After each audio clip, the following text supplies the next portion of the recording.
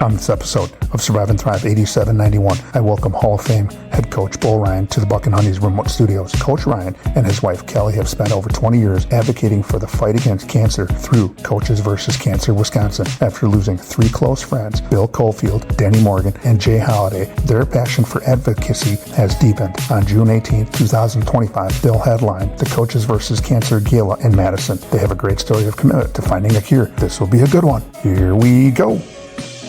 Good morning, good afternoon, good evening. What is up wherever you are or whatever you are doing? I hope you're having a great day. Welcome to another episode of Survive and Thrive 8791. I'm your host, Coach Decora. We are in the Buck and Honey's remote studios high above University Avenue on the west side of our great capital city of Madison, Wisconsin.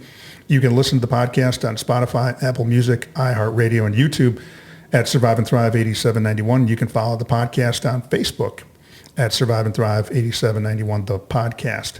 Don't forget to hit that subscribe or follow button wherever you listen to the show.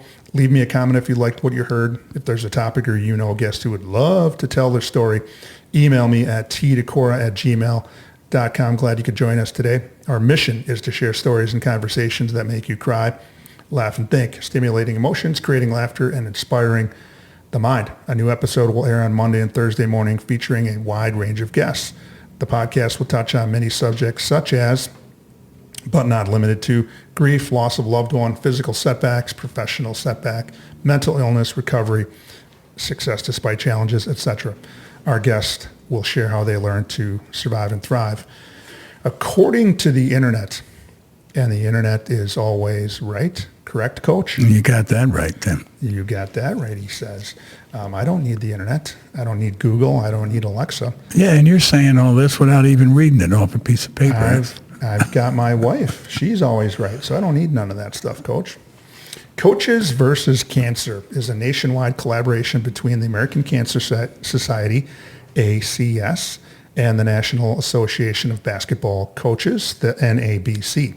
This initiative leverages the personal experiences, community leadership, and professional excellence of coaches and communities nationwide to increase cancer awareness and promote healthy living through year-round awareness efforts, fundraising activities, and advocacy programs. Since 1993, Coaches vs. Cancer programs have raised almost $200 million for the American Cancer Society. Over the past 17 years, Coaches vs. Cancer Wisconsin has raised almost $12 million and remains the largest Coaches vs. Cancer program in the country, the good old US of A.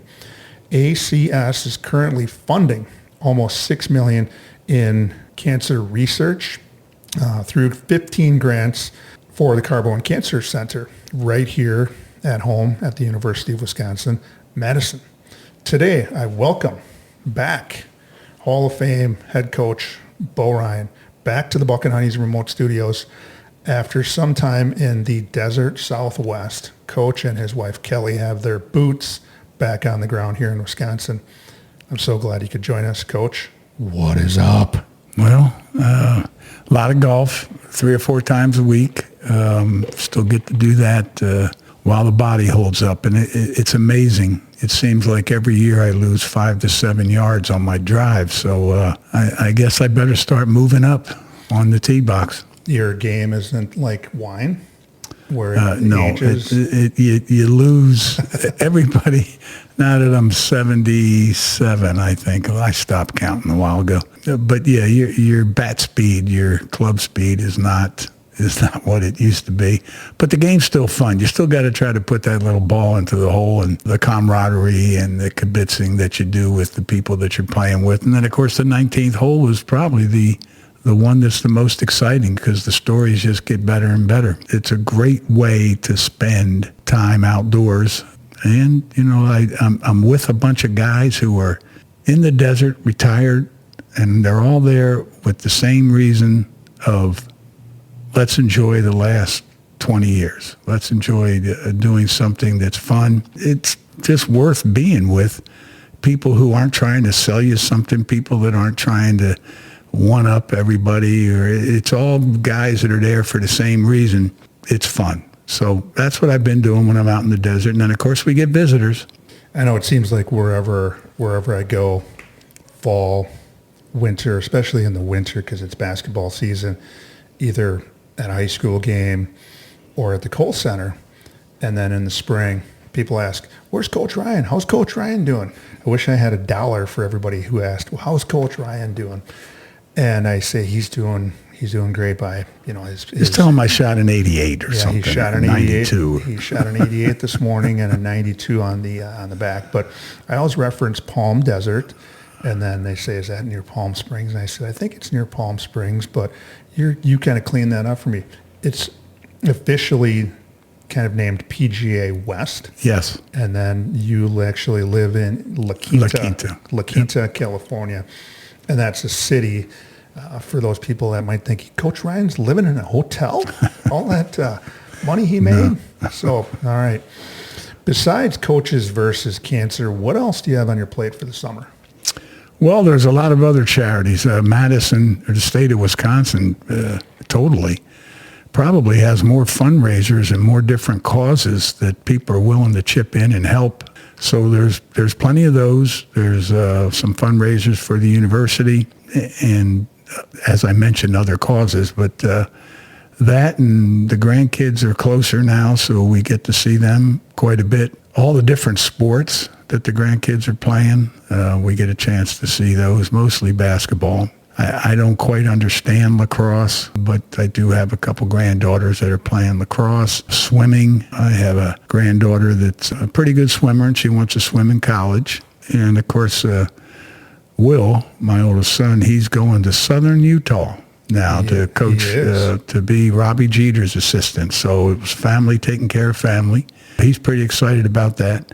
And Maddie, my middle child, he's still doing his thing out in California with all the celebrities and their children giving private basketball lessons. That's a heck of a way, Tim, to make a living. What do you think? I would like that. Maybe teach people how to shoot? You don't have to pay me, but can I just be an extra in the background somewhere? Or can I be your driver when you got to get out in that one scene? Well, how about a couple weeks ago, he had a chance to be on a sport court at a house where Justin Timberlake it was a friend of Justin's that wanted his son to have lessons, so Mr. Timberlake let him use his sport court. So instead of paying some ridiculous price for a gym out there in California. So, he's had quite the clientele. Yeah, he can name drop with the best of them. But and then, of course, Megan is with her hot yoga studios here with Dragonfly. She's been very busy. You know what? She's been so darn busy that she's got to return my phone call because I want to get over there and try some hot yoga. You want to get? And then, of course, Brennan and Marin are they have the little ones, and they're in the thick of it right now. Yeah, they are. They're busy with 2-year-olds and 6-year-olds, 5-year-olds. And that also keeps us busy, especially Kel. You were elected into the Naismith Memorial Basketball Hall of Fame in 2024, and there's a bunch of us that went out there and had a great time. I mean, just the handshaking. And it was much appreciated. Picture taking, and, of course, myself, I got to talk with, Maddie, and, I see Will probably a lot more, but Maddie, who remains, I think, number one in the Ryan, my heart for the Ryans. I love that guy. But then the girls were out there, and I got a chance to talk to Megan for the first time in a long time, and I'm talking to her, and I don't know if I told you the story. I'm talking with her, and all of a sudden, Del Brazil is tapping me on the shoulder. I'm like, Del, I'm talking to Coach Ryan's daughter here. He goes, dude, you just missed it. I said, what? He said, Larry and Magic just walked by, and I said, what? I would have gladly, entered. Oh, Megan's more important than the two of them. Come on. But Megan was more important that night. The Hall of Fame stuff, how has that impacted your life in the last year since the end of October is when we were all out there?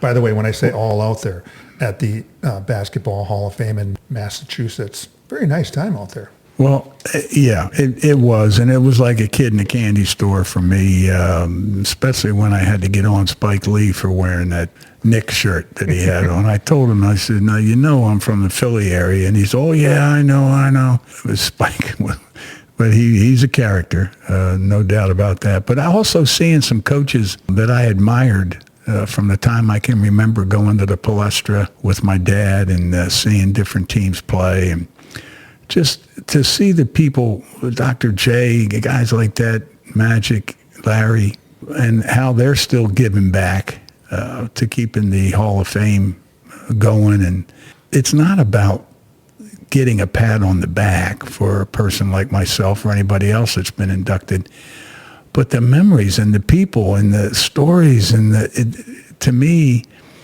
there are so many things I learned while I was out there, and then people that you hear from and people that are glad that they were part of the ride, and I'm sure glad that they were part of the ride, because without those other people that helped along the way that I thanked in my speech, it would have never happened. That still gives me goosebumps. Well, I still think, as you were talking about, you mentioned all of those names of those Hall of Famers and people that I grew up watching play basketball. The thing I told people when I got back was, Coach Ryan was in the center of the basketball world. The Hall of Fame is that particular night.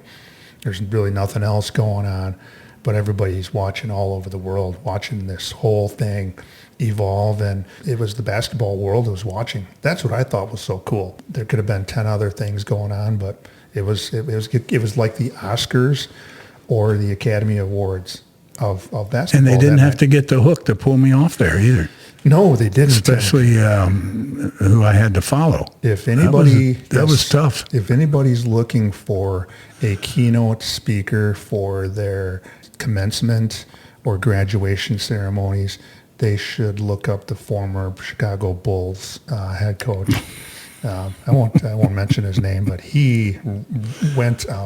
He could fill a lot of notebooks. He poured his heart out. He really did. And he is a super guy. He really is. And I just watched some highlights and we're talking about Doug Collins. Jokingly, of course, he is a Hall of Famer and as a player, and I think as rightfully a coach. So. Yeah, and I was just watching a little clip. It always pops up in my social media of the Russians throwing that ball 87 feet down the floor. And, I don't even want to talk about that. Yeah, let's not talk about that. We'll get into that maybe later. Before we get to your story and why you're so impactful in here in the state with Coaches versus Cancer, I got to talk about the sponsor. Our sponsor, Buck and Honey's Restaurants, are a place that people can escape to. For me, it's a great escape from cooking dinner. Do you cook dinner when you go down? I'm not allowed. You're not allowed. No, Kelly keeps me out of the kitchen. She's when you're good at something, why let a JV player get involved? And I'm the JV player. And the nights that freezer pizza's got to go in, that's when they bring in the JVs, Coach Ryan. With their great food and drink menu, 5-star customer service, and a welcoming and vibrant atmosphere, people keep coming back. With locations in Sun Prairie, Monona, Wanakee, and Mount Horeb, most communities in the Dane County area can get to a Buck and Honey's within 10 to 15 minutes. Good stuff. On the podcast, normally our guests will follow the format for sharing their story like this. Segment 1, we'll talk about their history. We'll sprinkle a little history in on why Coach is involved with Coaches versus Cancer and Kelly Ryan, what happened to get him involved, because there's 3 gentlemen that impacted Coach's life, and then he jumped aboard as a result of that. And then in segment 2, we'll continue to talk about the importance of being an advocate for cancer research. And then we'll get into what it's like now, and with the event coming up in, I think I saw less than 30 days, we discussed Coach's 5 suggestions for advocacy, and I think they're really good. Today is a little different, like I said. Today we are going to be talking about Coaches versus Cancer and how the Ryans got involved. And the Ryans, I'm speaking of, our former Brookhaven Junior High, Sun Valley High School head man, former Pioneer, Panther, and head Badger basketball coach Bo Ryan and his wife Kelly. Coaches versus Cancer got its start, as I mentioned, in 1993. Coaches versus Cancer evolved from a concept championed by Norm Stewart, the former head coach at the University of Missouri Tigers men's basketball program. A cancer survivor himself and a member of the NABC, National Association of Basketball Coaches, he started the program by challenging the fans to pledge $1 for every 3-pointer made during his team's season. Pretty good start. Do you have a connection with Coach Norm Stewart?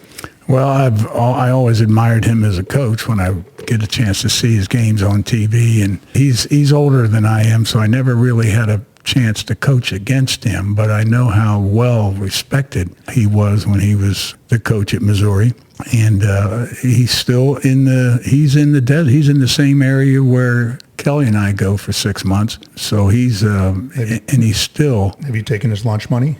No, he's not golfing.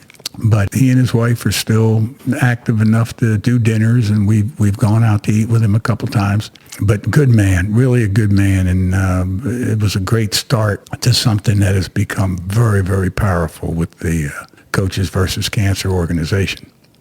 This is the 18th year of the Coaches versus Cancer, and this year's event, my wife Sarah and I will be at the event June 18th. 2025 at the Monona Terrace, I believe, up on the rooftop. And if there's inclement weather, we do have the inside. We will move it inside, so like we did last year. If you go to their website, you can purchase tickets and do a bunch of different ways to get access to different people and different events and sponsorship. And if you want to get a booth or be a big-time sponsor, those are all available on the website. The mission of Coaches versus Cancer is as follows. As the only organization combating cancer through advocacy, discovery, and patient support, the American Cancer Society has made significant contributions to the fight against cancer over the last 110 years. We advocate for life-saving policy changes, promote healthy lifestyles to help prevent cancer, and provide information, answers, and support to people in every community who have been touched by cancer. We also research cancer and its causes to find more answers and better treatment. Coach Ryan and his Jay Holliday family have raised almost $2 million and currently funding 6 different grants through that $2 million. When did you and Kelly come aboard with Coaches versus Cancer? Well, we became involved before we did the research grants that we sponsored, and it was something that was from the heart, and I don't know if you want me to go through the different reasons, but it's pretty obvious that we have an enemy. And that enemy, in order to defeat an enemy, there's a couple different approaches you can take, but without funding, there's absolutely no way that the government puts some money towards cancer research, but nowhere near the millions that are needed every year because of what cancer is, all the different types now and all the different varieties, and it's just mind-boggling to think that if you find something for this, then all of a sudden there's that. It just keeps popping up its ugly head and trying to go in different directions. So the research that's being done, obviously people, the American Cancer Society, when people apply for these grants in order to get, you have to be the brightest and the best. They don't just say, oh, okay, here's a couple million, try to defeat breast cancer. That's not obviously how it works. You have to write up these grants and try to get them accepted so that you can dive in and take that research money and try to find a cure. That's what we've been trying to do, and there are things that have happened in a very positive way to where people are living longer. There's more cures. There's more people with 100% improvement and conquering the disease. So the more we can raise, the better chance we have of eliminating the enemy. It takes a lot of funding, and without that, we have no chance. So let's give it a chance. So let's raise some money. I think the Coaches versus Cancer Wisconsin has done a great job of having 2 people advocate for funding, fundraising, with you and Kelly being out front. But there's a connection that you had to the reason for your involvement, and we'll talk about that. We're going to lead into segment 2 here, that your connection with Coaches versus Cancer comes from three people that were directly impacted by cancer. And that was Coach Bill Cofield, who hired you on at the University of Wisconsin a number of years ago. Coach Denny Morgan played a huge role in you getting the championship ball rolling down at University of Wisconsin-Platteville. And then all the way back to your college days, Jay Holliday, your roommate, was touched by cancer. And this is how it has touched your life, kind of indirectly. But because our listeners want to hear how you got involved and why you got involved and the stories behind these three individuals, I've got to talk about the sponsor one more time. Buck and Honey's has been with the Survive and Thrive 8791 crew since the beginning, with 4 locations in the Madison area. One is always near. People ask why Buck and Honey's. Owner Tom Anderson places a high priority on the mental health of his employees.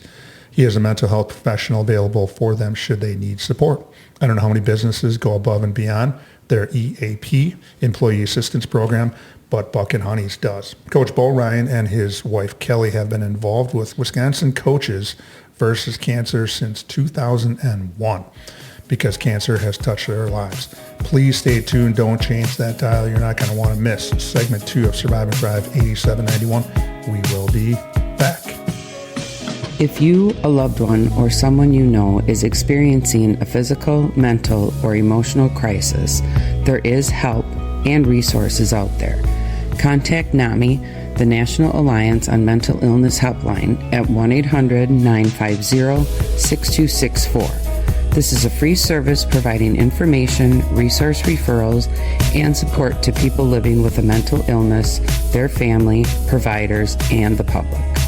United Way 211 is available 24/7, 365 and offers free confidential assistance.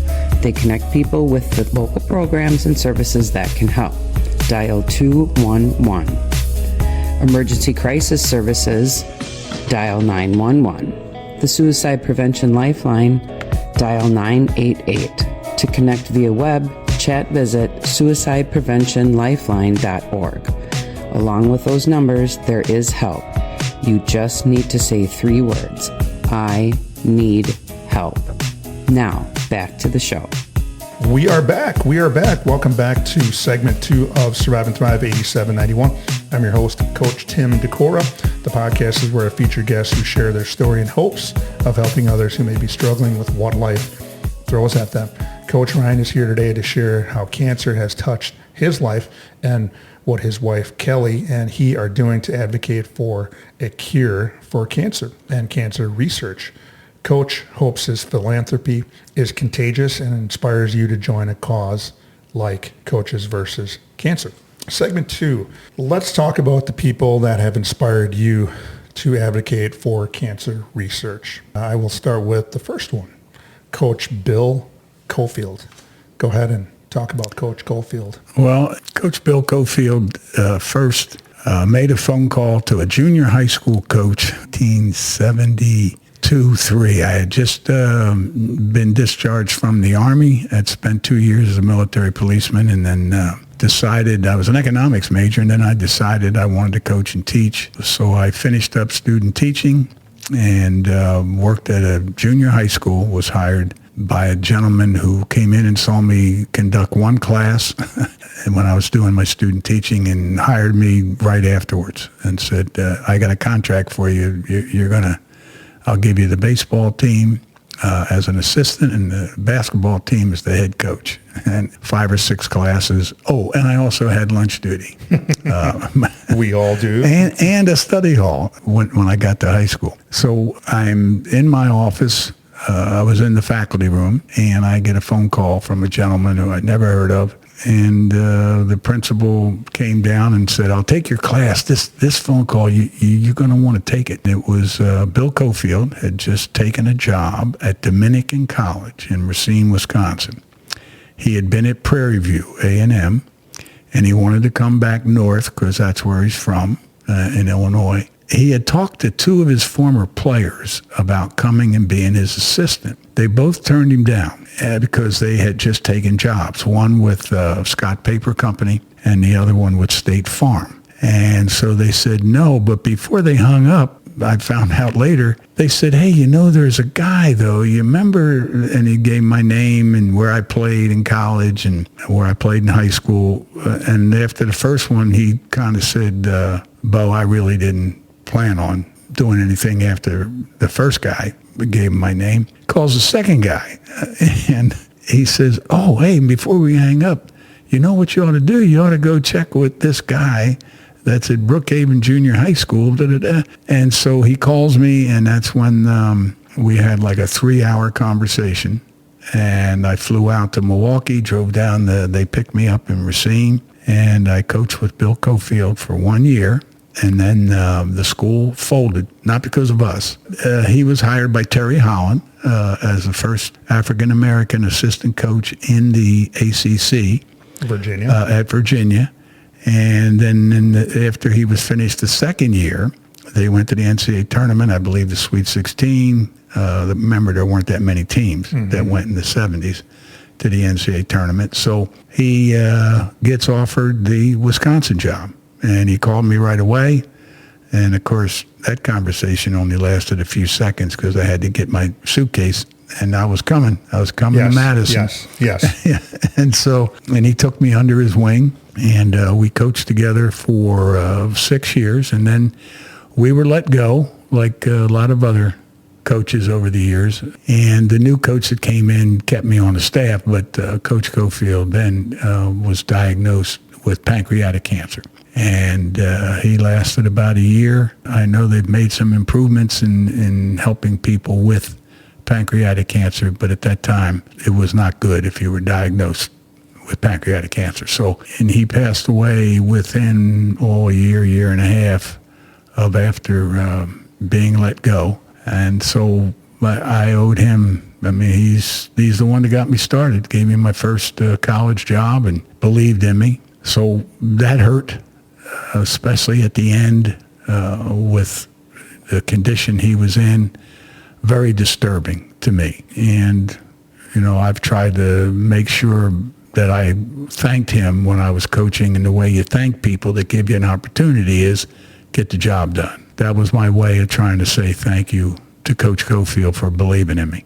So it must have been shortly after then, because if I'm following along with Coach Yoder, getting the job was about 1982, and somewhere along the line, you end up at the University of Wisconsin-Platteville. I believe that was the fall of 83. 83, 84, yeah. 83, 84, and you have to start to amass a staff of guys. Now you're the guy that's trying to call around and get people. My first head college job, yes. Your first head college job at the University of Wisconsin-Platteville, and you take on a couple of coaches, one that would succumb to cancer. I'll let you go ahead and talk about Coach Denny. George Christ had talked to me. For those that do not recognize the name, his son Paul was the head football coach at the University of Wisconsin for several years. And George had been at Wisconsin as an assistant before he took the AD and head football job at Platteville. And he talked me into leaving Madison to go to Platteville. And I've always been a person living in a more populated areas. And so Kelly and I went down and started to put together what we thought would be a team that could play hard, play smart, get some things done. Little did we know how good our players were that we did recruit, including yourself. And I played Division III because there was no Division IV. Right. But Tim, you'd have started for any other team in the league, and I know it. I had to get a staff. So Todd Kukan was a manager for us at Wisconsin.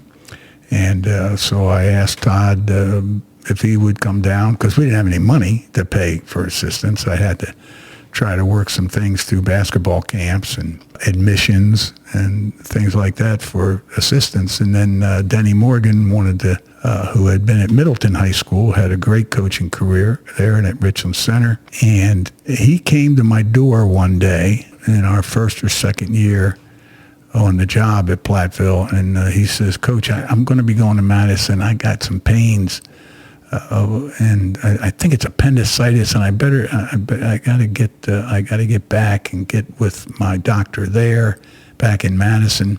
And it turns out that it wasn't appendicitis; it was cancer. And so we lose one of our first assistant coaches to cancer. And so what we did was when he went down for treatment in Houston. And that's what's great about Coaches versus Cancer. We send money to the brightest and the best at Sloan Kettering, at Houston, at Minneapolis, or Rochester.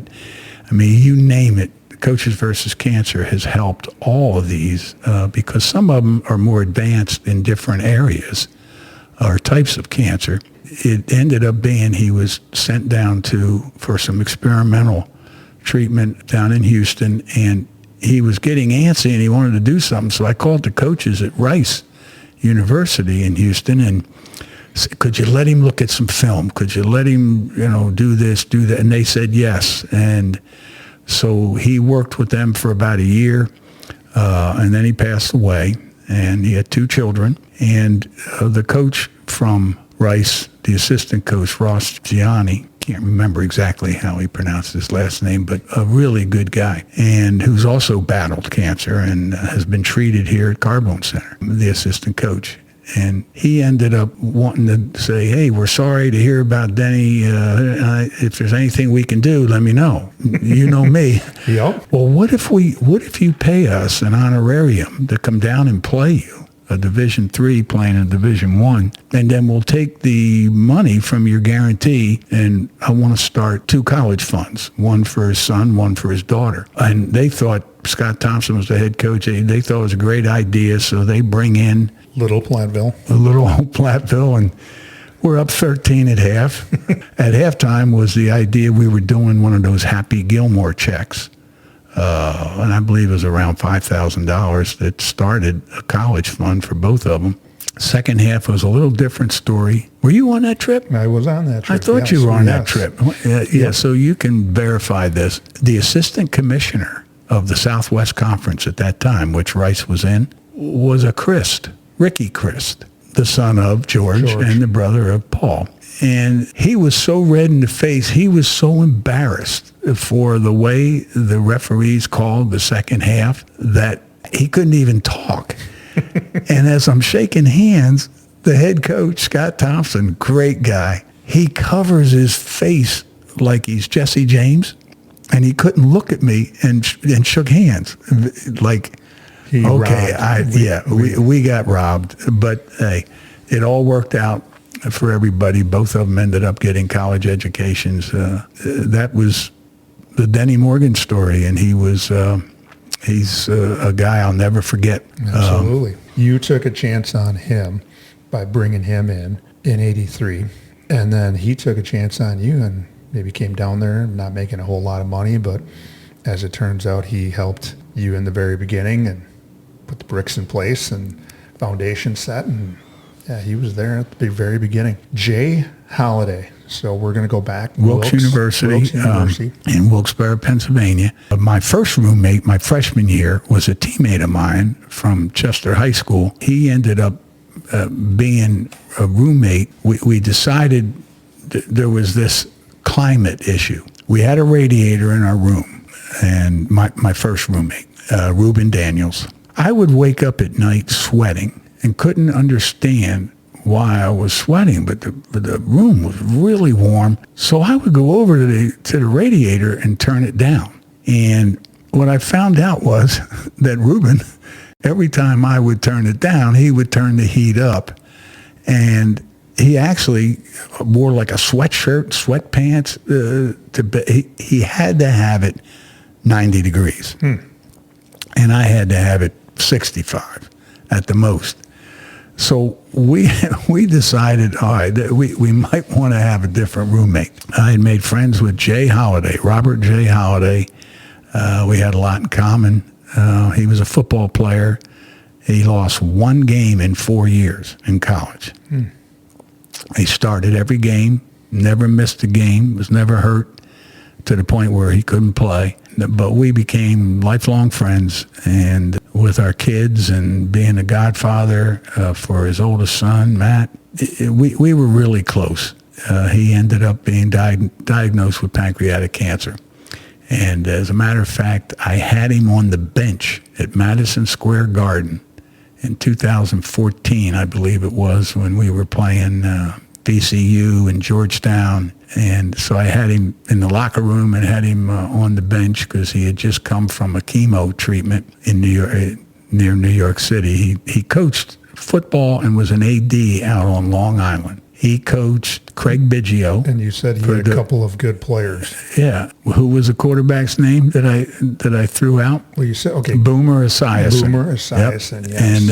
And he was involved with coaching him in football. So the funny story is with Jay, being the football coach, he drove him to Boston College in Boston for a visit. And Boston College, in a late situation when a scholarship had opened up, and Craig Biggio had set some records as a running back on Long Island. And so he drives back with Jay Holliday, Coach Holliday, and calls him that night and says, Coach, I decided what I'm going to do. And so Jay's thinking, he said, Bo, I thought for sure he was going to say he was going to Boston College for football. And he says he's going to go play baseball. Jay said, I just started yelling at him and saying what a big mistake he made. Wait a minute, you're a football player. You're this, you're that, you're there. Biggio went, and I can't even remember the college that he went to, but whenever Houston Astros would come into New York and play, he always took care of Coach Holliday and said, what do you think of my decision now? So I think Craig Biggio made the right decision. Yeah, I'm pretty sure he did. Anyhow, he finally succumbed to the cancer. We had some great times, though. Once he had been diagnosed, all the stories came out, all the love for between the two families. It's something that when it happens, you just say, wait a minute, we can cure this. We can do this. There's got to be a way that we can keep this from happening. So that's all part of what Kelly and I have been trying to do from day one. With those three specifically, and the impact that had keeps us saying there's more that can be done. We can do this. We can beat this. Let's just keep going. Well, I think it's all started back in 2001, like you had mentioned, and then your involvement has increased to a point where I've got a little blurb here, and I think this is from the Coaches versus Cancer webpage. I can't remember if it's in the mission, but it's on there. It says, and I read here, it is with great excitement that we announce retired University of Wisconsin men's basketball coach Bo Ryan and his wife Kelly have established the Coaches versus Cancer Bo Ryan / Jay Holliday Families Fund. The Ryan Holliday Family Fund was made possible through a $500,000 gift in 2018 to fund 2 research grants at that time, and it since has gone to 6 grants. 6 grants. Now it's 6 at the University of Wisconsin Carbone Cancer. So your involvement really has, and then you brought along the Holliday family through that whole situation. That's quite a group of 3 people that did some really, really good things, and you're carrying on their legacy through Coaches versus Cancer, and I think we all appreciate that. This is where the subscribers, followers, and listeners take out the notebooks, pens, or pencils and jot some things down. Here are Coach Ryan's. He's already touched on 3 of these. I think the other 2 are very poignant, which has allowed him to be a huge advocate for Coaches versus Cancer and the research that goes on with it. Here's what you shared with me when we talked about this. And there are 5 suggestions, and we'll go through the first one and we'll go through the last one because you've touched on the 3 guys, Coach Cofield, Coach Denny Morgan, and Jay Holliday. Number 1, it was the charity of choice by the NABC.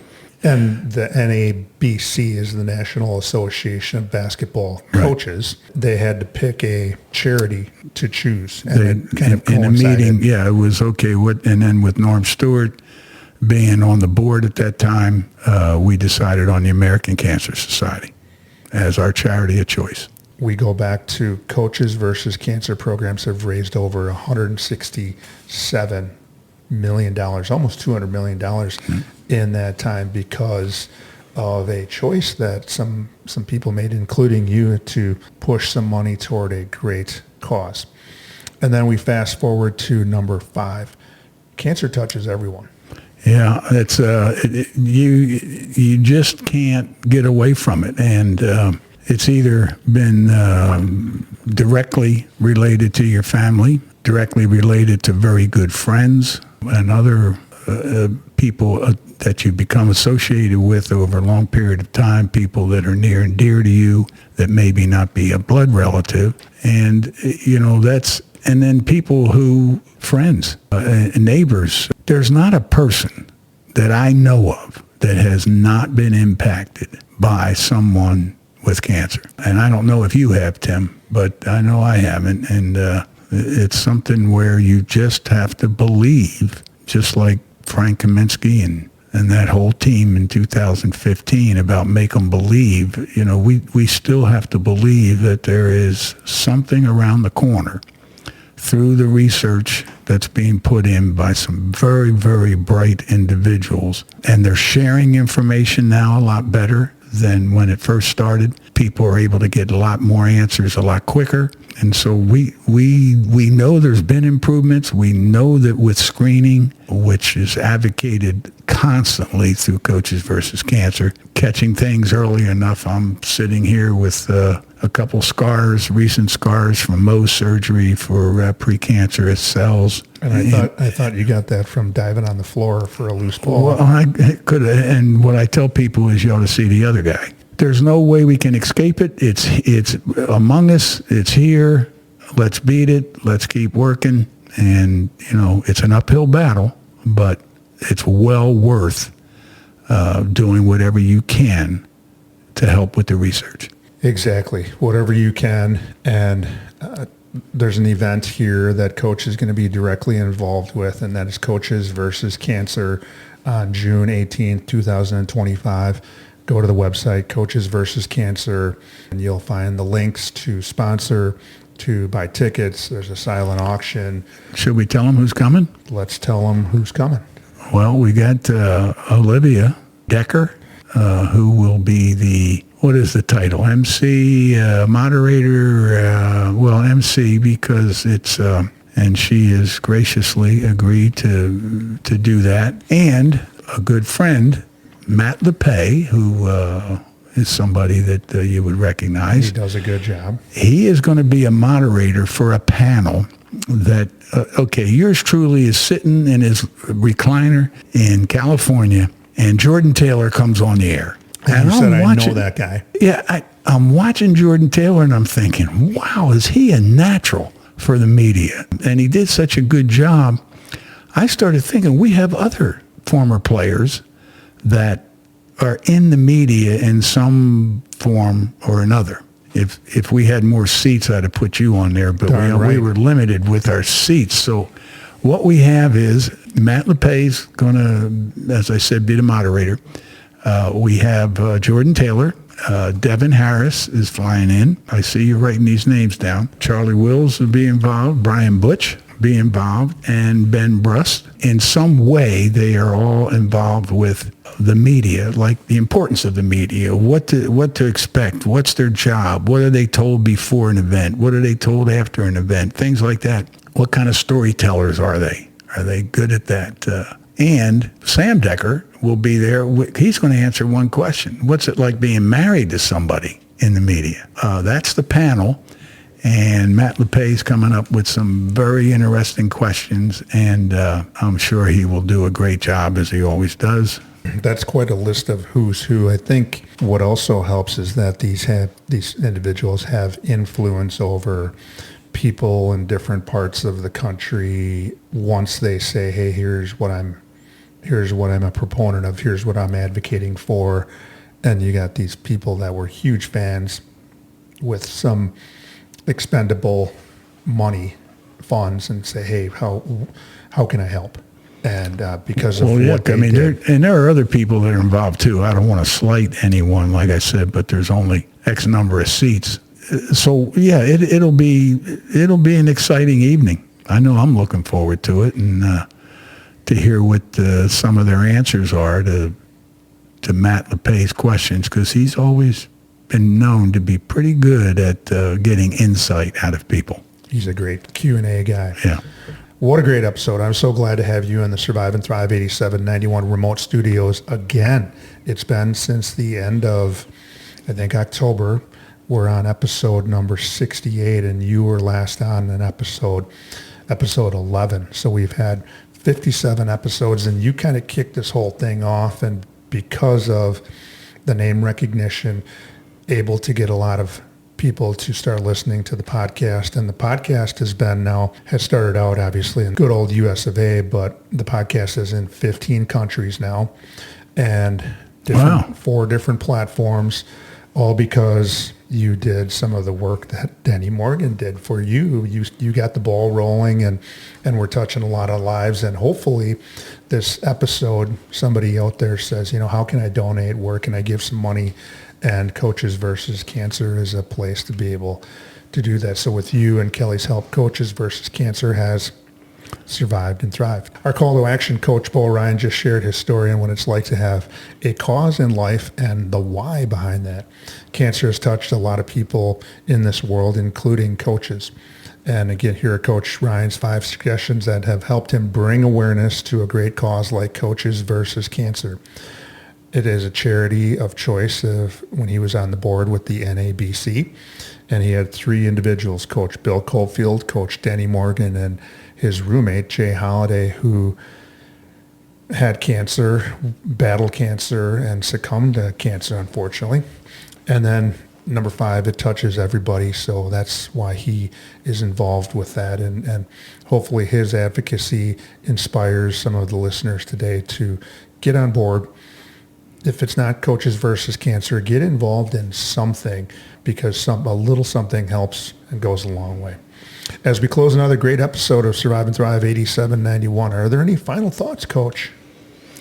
Well, I never like to say final, because I hope I have more thoughts.